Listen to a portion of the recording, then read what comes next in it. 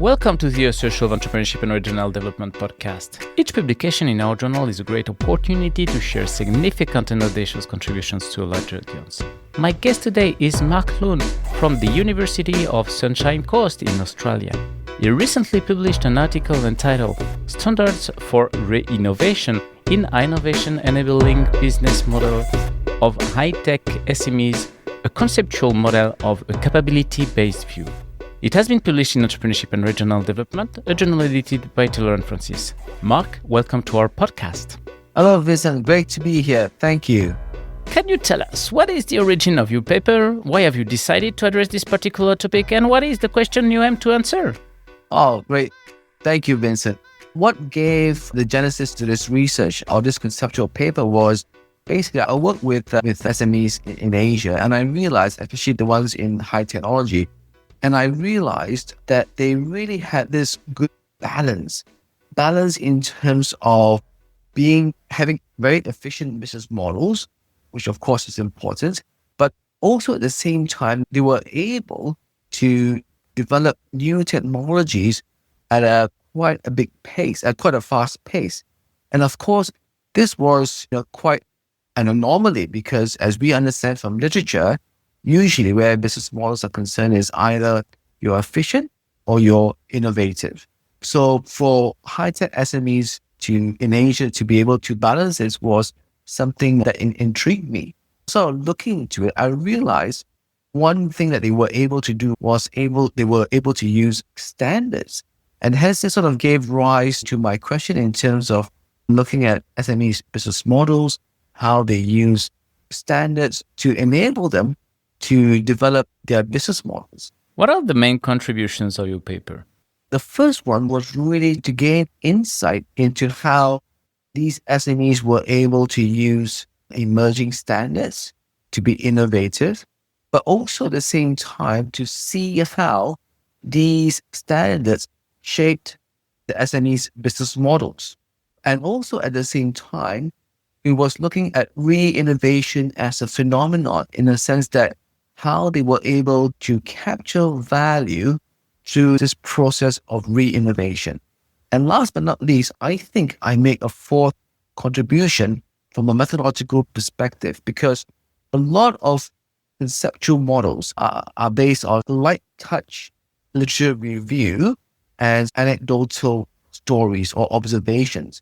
What makes my paper a little bit different is that it builds on robust literature review and deep diving the information or the insights gained from literature review with real life empirical evidence. So in this case, for SMEs. And I actually observed that there were a couple of papers in other highly well-regarded journals that actually took this sort of approach as well.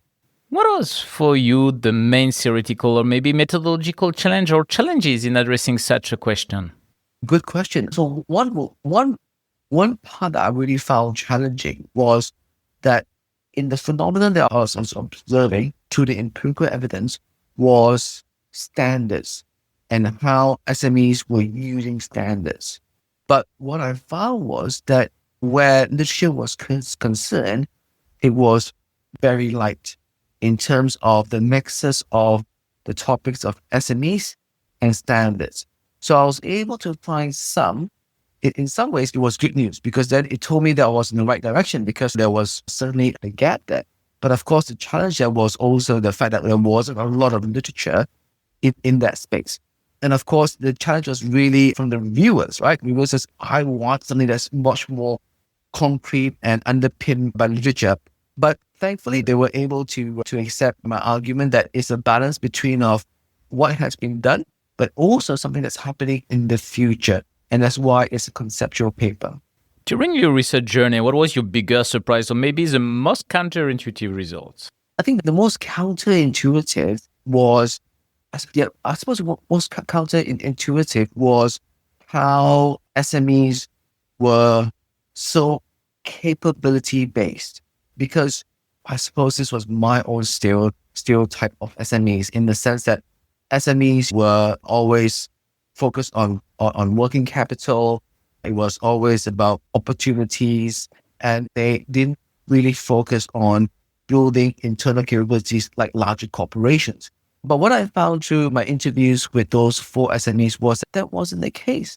And they had good reason, because the way the speed at which they were developing these re-innovation and the way they were using standards, they had to develop a base of knowledge management. They had to develop a base of capabilities in terms of knowing what sort of standards to bet on and how they would use it in terms of the process or the product innovation.